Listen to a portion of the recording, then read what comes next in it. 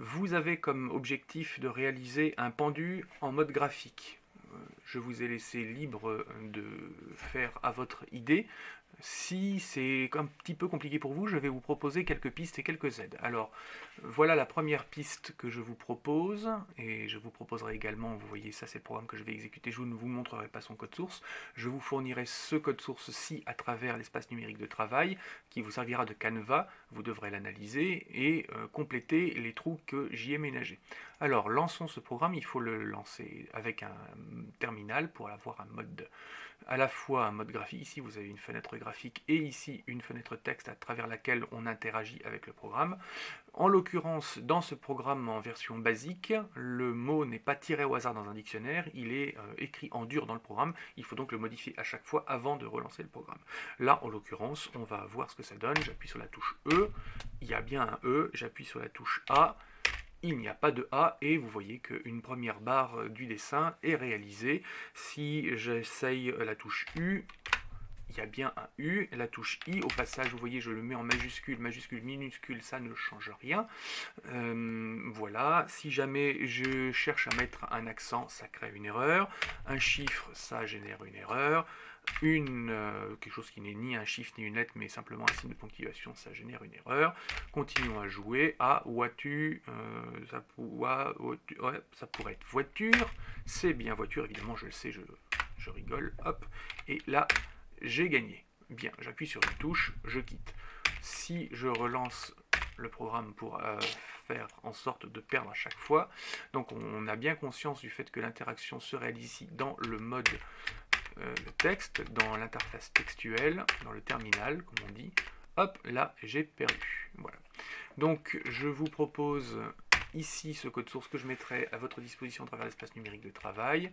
Vous devrez donc le lire, respecter les conventions qui sont indiquées dedans, vous avez des informations, je vous demande de respecter le nom des variables, et donc vous avez un certain nombre de choses qui sont pré-remplies, mais évidemment l'essentiel de la logique est ici et ici à compléter par vos soins. Cela ne fait que quelques dizaines de lignes, à vous de voir si vous vous servez de cette aide ou pas.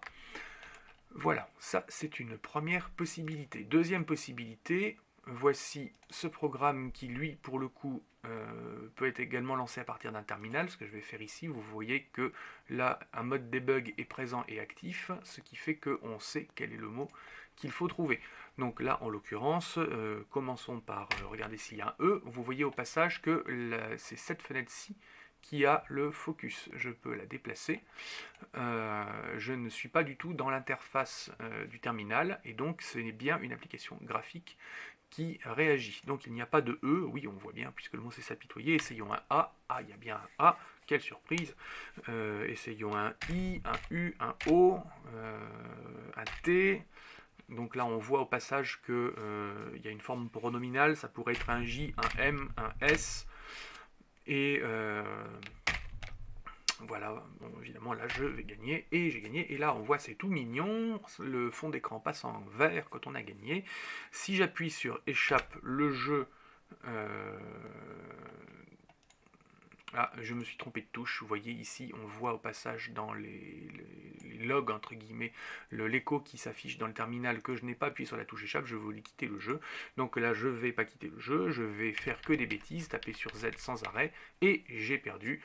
Vous avez vu au passage que le mot a changé, puisque cette fois, c'est pris à travers un dictionnaire qui est assez complet, assez riche, c'est-à-dire que dedans, il y a des mots normaux, des verbes à l'infinitif, en mode conjugué, en version pronominale parfois, il y a également des noms de villes, c'est assez riche, c'est assez complexe, c'est presque un entraînement pour jouer au Scrabble en fait. Voilà. Et là, si cette fois j'appuie sur la touche échappe, le programme se termine effectivement. Je peux aussi le lancer sans interface textuelle de base, et là on voit bien que c'est une vraie interface graphique sans aucune autre fenêtre qui s'affiche, et là on n'a aucune aide, et c'est un véritable jeu, comment dire, c'est un vrai jeu, un vrai entraînement, une vraie difficulté.